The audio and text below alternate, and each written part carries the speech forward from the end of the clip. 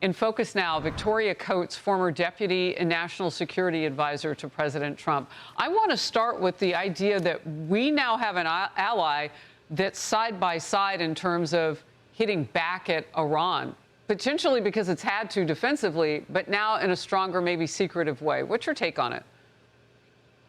Well, Harris, great to be with you. This is one of the stories that no one's talking about that I think is going to be one of the lasting geopolitical shifts that will come out of the conflict with Iran, which is both the seamless coordination between the United States and Israel. Those of us who have supported that relationship through the years always thought that capability was there, but we didn't know. And I was speaking with a visiting Israeli counterpart at the end of last week, and we were just had tears in our eyes that this cooperation is happening so seamlessly and so effectively. And that is a great message to send to China in advance of the president's visit. And on top of that, to have UAE, one of our most capable Gulf partners militarily, interacting with Israel, having Iron Dome on UAE soil, defending the Emirates from the Iranians is an incredible development. Yeah, I was specifically talking about the UAE. I mean, look, they pulled out of OPEC, OPEC Plus. That's a maneuver that could flood the market with oil because they can do what they want without the parameters put on by OPEC in terms of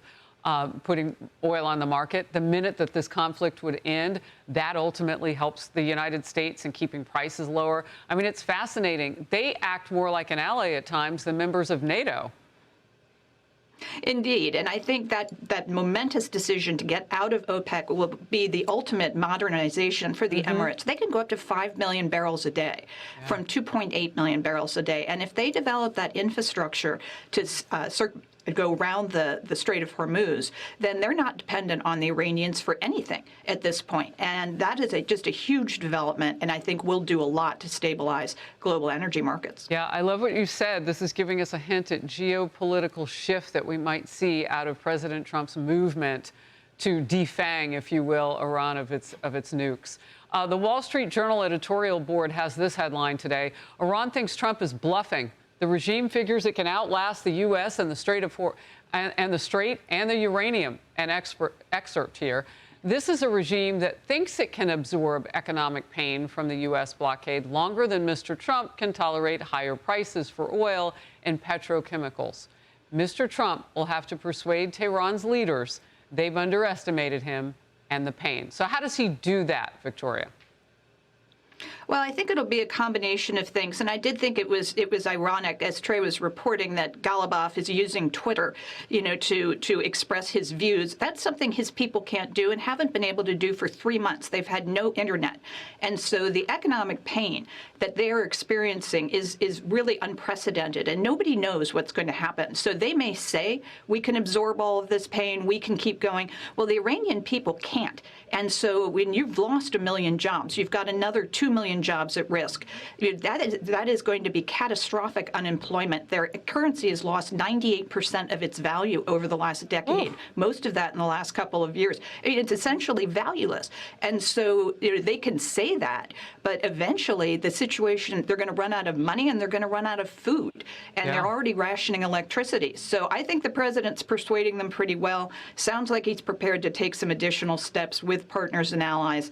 And we'll see what happens to that regime. Well, and it's fascinating, too, what the Treasury Secretary Scott Bessent said last week, and that is, well, can you imagine the military not getting its paychecks? I mean, if the government can't pay those fighters, if the RAGC becomes insolvent, then you have a different calculus, too. So that's the waiting game that the president's willing to do, I would imagine, at this point as well. Iran has been executing its people during the ceasefire in numbers that are not just disturbing, but now a little bit more known than we ever, even without the internet, we're able to get it.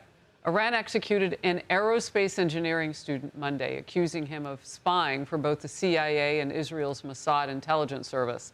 The regime had accused him of funneling details on satellite activities to the foreign intelligence services. He was arrested in February last year and forced into making a confession. That's according to the Iran Human Rights Society. And this is just one example of the regime's brutality. There have been some 20 other instances involving executions, rounding people up, raids, only since April 2nd. So, I mean, they're using the ceasefire on this purpose. And just in one of them, they rounded up 238 people, and they are systematically killing people, Victoria. Well, and they have been. They've been doing this for 47 years, but particularly for the last 6 months. I mean, this is the reality of this regime and the other side of why it is so important that the president is taking this action to weaken them. The Iranian people have just suffered so much. And I think, the thousands that have been killed this year, that's what this is going to hopefully make right. And so we do need to figure out how to get defensive capabilities to the Iranian people, communications to them. So you support that? I think that is, I do. I think that this is their action to take. That if there's a regime change in Iran, that is not the United States' business. But we can help them defend themselves, and we can help them communicate. I mean, free speech is our brand, Harris. We should be exporting that to these people so they can tell us, the rest of the world, what's going on. They can coordinate between each other, and so that's how I think ultimately you get Iran to a better place. Victoria Coates. Free speech is our brand. I love that. Always good to have you in focus. Thank you. Thank you, Harris. Be sure to like and subscribe for all the Fox News latest on YouTube and catch full shows streaming now on Fox One.